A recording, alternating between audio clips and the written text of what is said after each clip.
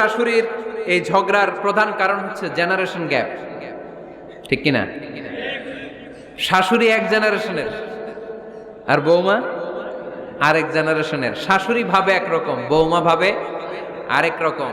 শাশুড়ি চায় বউর উপর খবরদারি করতে, বউ চায় শাশুড়ির উপর খবরদারি করতে। এই ডমিনেটিং এর কারণে কিলাকিলি আছে না নাই? আহা, এটা ঠিক না। আমার শাশুড়ি মায়েরা যারা আছেন, প্রথমে শাশুড়ি দিয়ে শুরু করি। আমার মাইকের আওয়াজ যে ঘরগুলোতে যায়, আমার শাশুড়ি মাদেরকে বলবো, বউদের উপর অত্যাচার করবেন না। ছেলেরে প্রশ্ন করে, তোর কাছে তোর বউ বড় না আমি বড়? আছে না নাই? এটা একটা প্রশ্ন হইল। তোর বউ বড় না আমি বড়? দুইজনেই বড়। তো এক ছেলে সুন্দর উত্তর দিছে, আমার কাছে ভালো লাগছে উত্তরটা শুনে। এক মা প্রশ্ন করছে, তোর এতদিন আমি লালন পালন করে বড় করলাম, জীবন যৌবন তোর জন্য শেষ করলাম, আজকে বউ পাইয়া বউ তোর আপন হয়ে গেল? এবার ছেলে উত্তর দিছে, মা, আমার মুখ থেকে মা ডাক শোনার জন্য তুমি কি কষ্টটাই না করছো জীবনে। 10 মাস আমারে পেটে ধারণ করলা, খাইতে পারো নাই, বমি করছো, খালি ওষুধ খাইছো, তোমার পেট কেটে আমারে বের করা হয়েছে, 2 বছর আমারে দুধ খাওয়াইছো, পেশাব পায়খানা পরিষ্কার করেছো। বয়স যখন 3-4 তখন তোমার আমি মা ডাকছি। এই মা ডাকটা শোনার জন্য তুমি এত কষ্ট করছো, আর আরেকবারের মাইয়া এই ঘরে আইসাই তোমার মা ডাকা শুরু করছে। যেই মেয়েটা তোমারে মা ডাকে সে আমার আপন হবে না কেন মা? ঠিক কিনা? এই মা ডাক শোনার জন্য তুমি এত কষ্ট করলা, আমার লালন পালন করলা, 10 মাস পেটে ধরলা, পেশাব পায়খানা পরিষ্কার করলা, এরপরে মা ডাক শুনতে পারছে। আর আরেকবারের মেয়ে জানা নাই চিনা নাই এসেই তোমার ডাকা শুরু করছে মা। তো যে আমার মারে মা ডাকে তার স্থান তো আমার কলিজায়, ঠিক কিনা? শাশুড়ি আম্মারা যারা আছেন, প্লিজ বৌমাদেরকে কষ্ট দিয়েন না। অনেক শাশুড়ি আছে পান থেকে চুন খসলে রেগে যায়, পদে পদে স্ত্রীর ভুল ধরে, বউয়ের ভুল ধরে, আছে না নাই? এটা করবেন না। সে তো নতুন, আপনার অনেক এক্সপিরিয়েন্স হতে তার সময় লাগবে, তাকে সময় দিন, তাকে ভালোবাসুন, ঠিক কিনা? না বুঝে সামান্যতে বৌমারে বদদোয়া দেয়, এরকম আছে না নাই? কিন্তু বুঝতে চায় না, বৌমারে যদি বদদোয়া দেয় তাহলে তার নিজ ছেলের পরিবারের ক্ষতি, পেটে ধরা যে ছেলে, ছেলের পরিবারের কিন্তু ক্ষতি, তার আপন নাতি নাতনিদেরই ক্ষতি। আওয়াজ করে বলেন ঠিক কিনা? বৌমাকে বদদোয়া দিয়েন না। বৌমাকে নিজের মেয়ের মতো দেখবেন। সমাধান আমি দিচ্ছি, কেমন দেখতে হবে? নিজের মেয়ের মতো। নিজের মেয়ে সকালে ঘুম থেকে ওঠে 11টা, ওইটা সমস্যা নাই। বৌমা কেন উঠলো না, ওইখানেই ঝামেলা, আছে না নাই? মেহেরবানি করে আপনার বৌমাকে আপনার নিজের মেয়ের মতো দেখেন। নিজের মেয়েরে যেমনি আদর করেন তাকেও অমনি আদর করেন। আপনার বৌমারে যদি আপনি কষ্ট দেন, মনে রাখবেন আপনার নিজের মেয়েটাও আরেকবারের বউ হয়ে কয়েকদিন পরে যাবে। আপনি যা যা করবেন আপনার মেয়েকেও তারা ওই রকম কষ্ট দিয়ে বাড়িতে ফিরিয়ে দিবে। চিল্লায় বলেন ঠিক কিনা? খবরদার, টিট ফর ট্যাট। ইট্টি মারলে পাটকেলটি খেতে হয়। এজন্য শাশুড়ি আম্মা জানারা যারা আছেন, বৌমার সাথে খারাপ আচরণ করবেন না মেহেরবানি করে। তাকে আপনি কষ্ট দিলে আপনার নিজের মেয়েটাও আরেক বাড়ির বৌমা হবে, সেও ওই বাড়িতে এই কষ্টগুলো ভোগ করবে। এগুলো যখন আপনি শুনবেন তখন আপনার চোখ দিয়ে পানি পড়বে কি পড়বে না? পড়বে। এবার আসেন বৌমার কথা বলি। বৌমা যারা আছেন মেহেরবানি করে, বৌমা যারা আছেন মেহেরবানি করে আপনার শাশুড়ি আম্মাকে নিজের মায়ের জায়গায় রাখবেন। আপনার বাড়ি ছেড়ে নতুন বাড়িতে আসছেন, তো এটাই তো আপনার বাড়ি। আপনার মা রেখে দিয়ে নতুন মা পাইছেন, এটাই তো আপনার মা। তো ওনাকে মায়ের জায়গায় বসাতে আপনার সমস্যাটা কোথায়? বৌমারা খেয়াল রাখবেন, আপনি আপনার শাশুড়ির সাথে যে আচরণটা করতেছেন, আপনার শেষ বয়সে আপনার ছেলের বিয়ে দেওয়ার পরে যে বৌমাটা আসবে ওই আচরণই আপনাকে ফিরিয়ে দিবে। The nature has its own return. প্রকৃতির একটা মাইর আছে, এটা শেষ মাইর, এটা শেষ খেলা। প্রকৃতির খেলা বড় খেলা। আপনি আপনার শাশুড়ির সাথে যে আচরণ করবেন, আপনার শেষ বয়সে আপনি একদিন শাশুড়ি হবেন, এটা মাথায় রাখবেন। ওই আচরণই আপনি ফিরে পাবেন। আওয়াজ করে বলতে হবে ঠিক কিনা? এজন্য 9 নাম্বার পয়েন্টস হচ্ছে মিউচুয়াল রেসপেক্ট। সবাই যেন সবাইকে ভালোবাসি। দোষ ছাড়া মানুষ নাই, সবার দোষ আছে। আমরা যেন একে অন্যের দোষ না খুঁজি।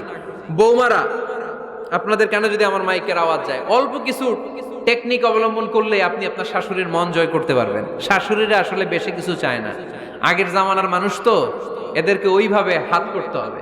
মাঝে মাঝে একটু শাশুড়ির মাথায় তেল দিয়ে দেন, চুলে তেল দিয়ে দিবেন আর কি, মাঝে মাঝে চুল আশ্রয় দিবেন, এগুলো কিন্তু খুব পছন্দ করে শাশুড়িরা। ওনার প্রেশারটা একটু মেপে দিবেন, ডায়াবেটিক্সের ওষুধটা খাইলো কিনা সময় মতো খোঁজ নেবেন, কি পছন্দ করে খেতে একটু রান্না করে দিবেন। যেই বক্তার ওয়াজ শুনতে পছন্দ করে ওই বক্তার ওয়াজগুলো ডাউনলোড করে শাশুড়ি আম্মাকে দিবেন, ইসলামী বই দিবেন। দেখবেন বয়স্ক নারীরা মাহফিল যেতে খুব পছন্দ করে, ওয়াজ শুনতে খুব পছন্দ করে, নবীদের কাহিনীগুলো শুনতে পছন্দ করে।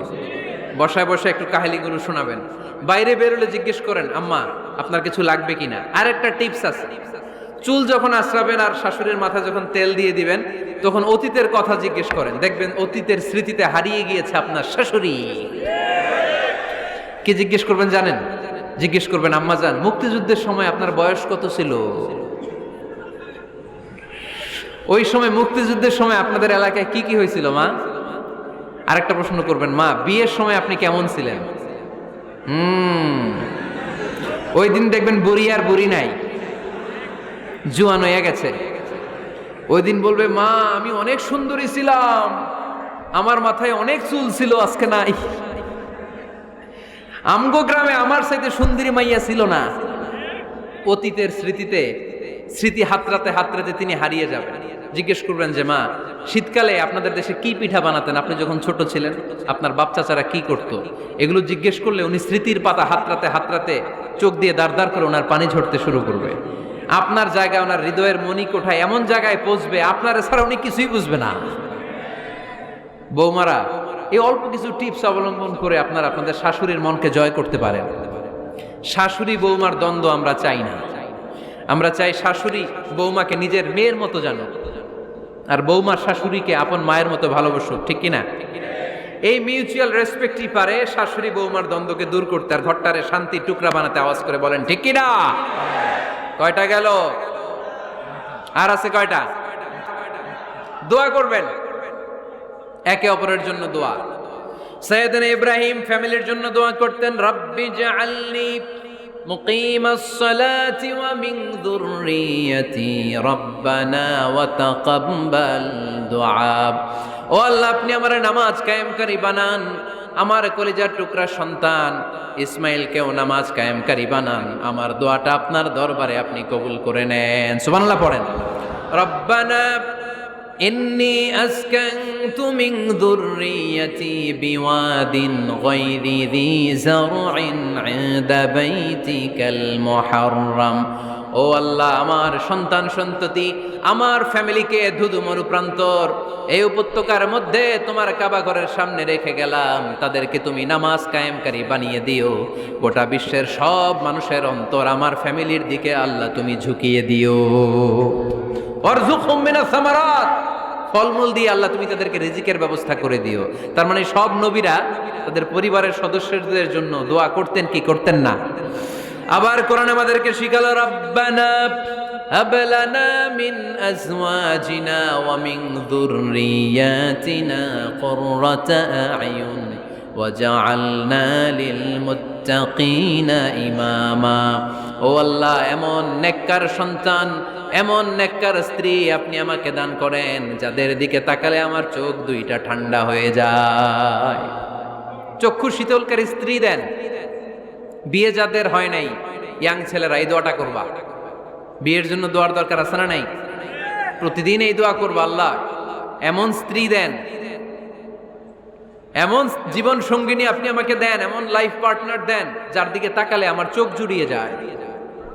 এমন সন্তান আল্লাহ আপনি আমার ফ্যামিলিতে দেন যাদের দিকে তাকালে আমার চোখ দুইটা ঠান্ডা হয়ে যায়। নেককার সন্তান, নেককার স্ত্রী আল্লাহর কাছে দোয়া করে চেয়ে নিতে হয়। তাহলে ফ্যামিলি মেম্বার একে অপরের জন্য দোয়ার দরকার আছে না নাই? বাবা দোয়া করবে ছেলের জন্য, ছেলে করবে বাবার জন্য, মা দোয়া করবে মেয়ের জন্য, মেয়ে করবে মায়ের জন্য, ভাই করবে বোনের জন্য, বোন করবে ভাইয়ের জন্য। দোয়ার দরকার আছে না নাই? দোয়া করবেন সবাই সবার জন্য। এই যে কোরআনের বঙ্গানুবাদ পাওয়া যায় না এখন, কথা বলেন, স্মার্টফোন আছে কার কার দেখি? হ্যাঁ, কারা কারা স্মার্ট দেখি? হাজার হাজার স্মার্ট, মাশাআল্লাহ। এই স্মার্টফোনের ভেতরে আল কোরআন নামে বাংলায় কোরআনের একটা অ্যাপস পাওয়া যায়। কথা বলেন, পাওয়া যায় কি যায় না? আজকে থেকে এই অ্যাপসটা ডাউনলোড করে প্রতিদিন 1 আয়াত 2 আয়াত 3 আয়াত করে পড়া শুরু করে দেন। বাঁচতে হলে পড়তে হবে, বাঁচতে হলে জানতে হবে, ঠিক কি না? এই স্লোগান আমাদেরকে শিখায়। এই স্লোগান তো আল্লাহ, এই স্লোগান দিয়েই তো আল্লাহ কোরআন শুরু করছে। ইকরা বিসমি রাব্বিকাল্লাযী খালাক। বাঁচতে হলে জানতে হবে, বাঁচতে হলে পড়তে হবে, পড়ার কোনো বিকল্প নাই। আওয়াজ করে বলেন ঠিক কি না?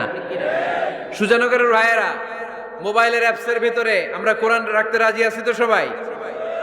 হাদিসের অ্যাপস ডাউনলোড করতে রাজি আছি তো? বাস রাজি আছি, ডাউনলোড করে রাইখা দেবো, আর কেউ পড়বো না নাকি? হ্যাঁ, প্রতিদিন একটা আয়াত হলেও যেন আমরা পড়ি। আল্লাহ যা বলা দরকার সব বলে দিয়ে গেছে, নতুন করে আর কিছু বলবে না। আমরা যেন পড়াশোনা করি, আমরা যেন একটা পাঠাগার বানাই। আবারও কখনো আসার সুযোগ হইলে আমি জিজ্ঞেস করবো, যদি আমার মনে থাকে, যে আপনাদের পাঠাগার আছে কার কার ঘরে। সেদিন সবার হাত তুলতে হবে, এমনি পারা যাবে তো? আল্লাহ তুমি তৌফিক দাও।